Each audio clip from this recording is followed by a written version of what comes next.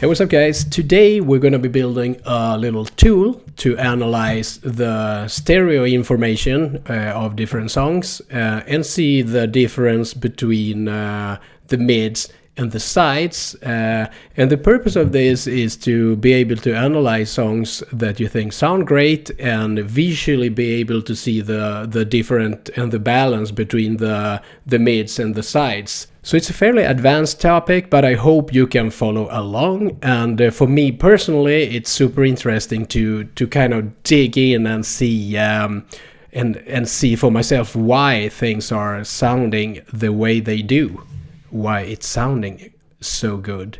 And before we build the tool from scratch, I'm just gonna show you how it looks when you analyze a track in the in here. I'm going to be using the FabFilter Pro Q, and other than that I use Ableton. I'm pretty sure you're going to be able to replicate this in your own DAW. But this is how it looks like.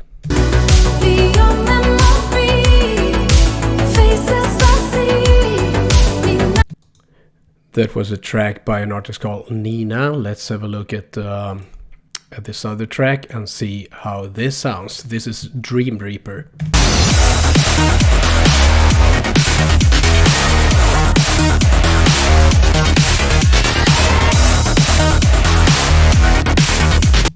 So you get two shapes, two curves, the red one being the mid signal and the other one, which was gray I think, is the side signal. So by having the two different signals in front of you and be able to compare what's happening in the different frequency ranges, it could be a great help on how to EQ your own instruments in your tracks. This tool consists of a couple of different channels to split up the signal in different ways and then group together like this. You can have several instances of the group and play the tracks at the same time simultaneously. Let me show you that, how that looks there. And what you can do is to look at the curves in the two different EQs here and see the difference between the tracks. So you can basically put your track in one channel and the reference track in the other channel and compare. Let's go.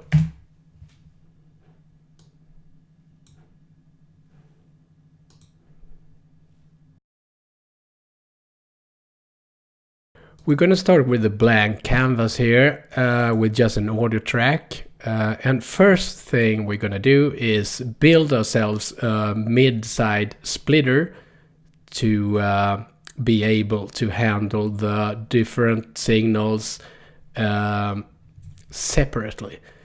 In my last video I made a mid-side splitter, but I'm going to do it from scratch here using the utility device in Ableton. If your DAW doesn't have the capability of splitting signals, there is a free device you can use from Voxengo called MSDE, which looks like this, where you can split the signals. So you can have a look at that. But I'm going to use the utility device in Ableton. We have mid-only and sides-only presets of the utility device here in Ableton, and we combine these two and get a splitter. So let's do that. Bring in that one, create a group, and add a new lane, and bring in the sides-only preset there, right there. After that, we're going to change the name of the lanes here to make it easier for ourselves in the next step. So this is the mid lane, and the next one is obviously the sides like that. We are gonna change the name of the track as well, of the channel. We can call it original. After that, we're going to feed these different lanes to new audio channels, and we do that by creating new audio tracks. We change the name here to mid channel, and we take the signal from the original channel there, which you can find here, and get the audio from the rack and the mid lane, which is selected there. We push that button, meaning that we're listening to that channel, and do the same thing for the side signal, like that. Original, sides, there, like that. Next step would be to add the Pro Cue to the side channel, like that. And what we need to do now is to feed the signal from the mid channel to be able to see the curves in the same window here. We do that by the way, this is the input up here, and this is the output. We are outputting to the master channel right now, which is this one down here. We will need to switch that and output to the sides channel instead. There. And here we find the Pro Cue. So we input to that. There. We're gonna add an audio track now to the original channel. And before we play this, we're gonna deactivate the output signal from these two channels, because these channels are just for monitoring, and the actual sound is coming from the first channel up here. And let's have a listen.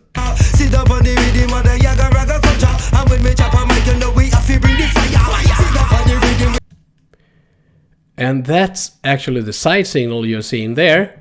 To be able to see the mid signal, we need to go down here on the Pro Cue and select, I think it's this one here, like that. And let's listen again.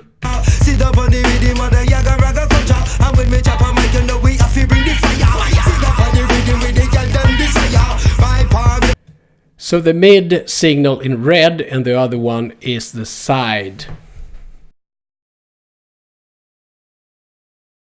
And now that we have the setup, we are going to group these channels like that, and call this my track, like that,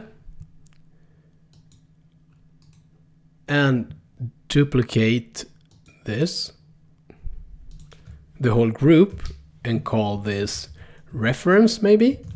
And now that we have two groups, we have the chance to put a reference track in this second group here. We delete the original track there because it's still up here in the first group. And we're gonna add a reference right here, like that. We're gonna mute our track up here and just listen to the reference. I will bring up the EQ here and see what that looks like.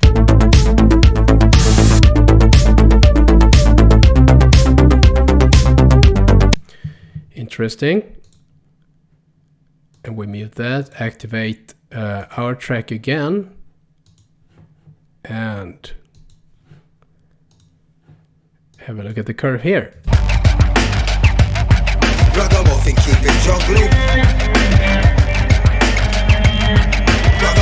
One cool thing with this setup is that you can play around a little bit to see if you can adjust something on the sides or on the mids and see if it sounds better or not.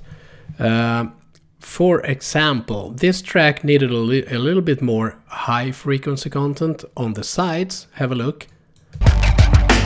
Right here.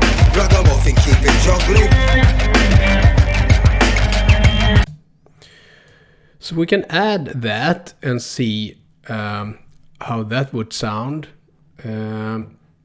by adding a new Pro Cue here on the original channel before the splitter, and make a boost here, which I put to sides only. This is important, like that. Maybe change the slope a little bit, something like that. Let's have a listen.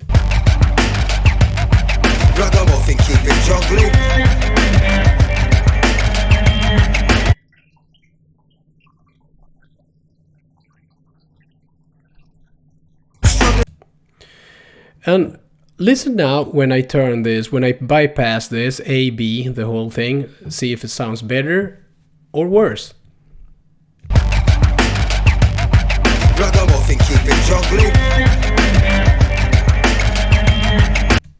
Sounds better, right?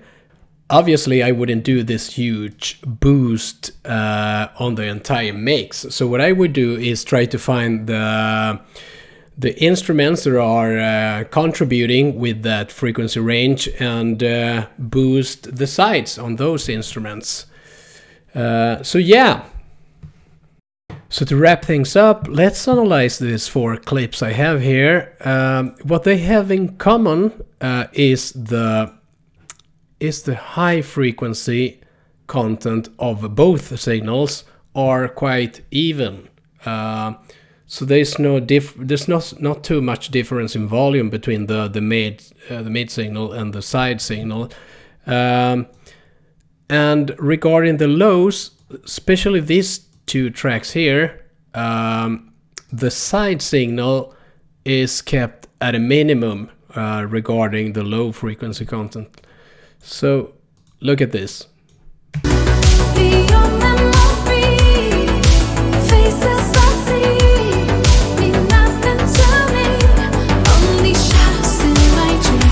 So from around 150 Hertz and below, you have a pretty steep roll-off, which makes sense because you want to keep your lows mostly in mono and get rid of the rumble and the muddiness of the side signal mostly. Have a look at this track. Where it starts almost at 500 Hertz, you have a pretty steep roll off here. Have a look.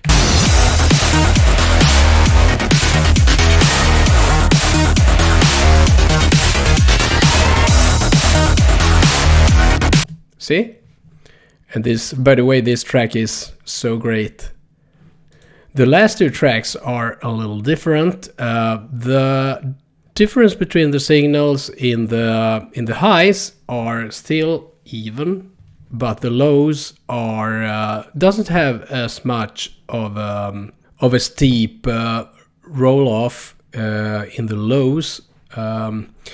So I guess you pick the track you think sounds good and you go with that.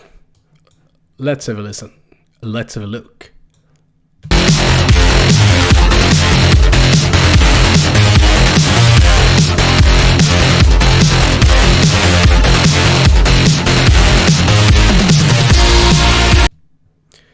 And the last one.